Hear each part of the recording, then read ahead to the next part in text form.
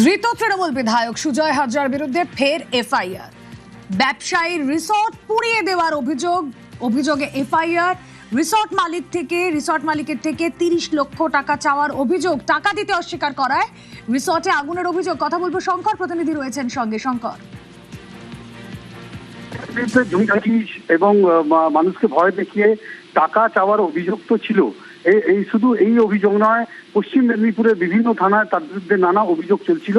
এর মধ্যেই খড়গপুর গ্রামীণ থানায় সুজয় হাজরার বিরুদ্ধে অমর প্রসাদ পাত্র বলে এক ব্যক্তি, তিনি অভিযোগ করেছেন যে তার কাছ থেকে 30 লক্ষ টাকা চাওয়া হয়েছিল, আর সে না দেওয়াতে তার রিসোর্টে আগুন লাগিয়ে দেওয়ার মতন গুরুতর অভিযোগ এনেছেন।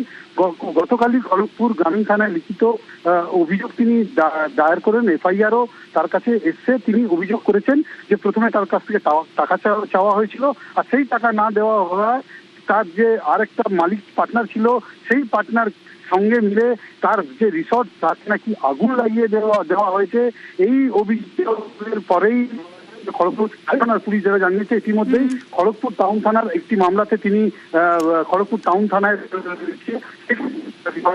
তাদেরকে জিজ্ঞাসাবাদ শুরু করবে। ওকে।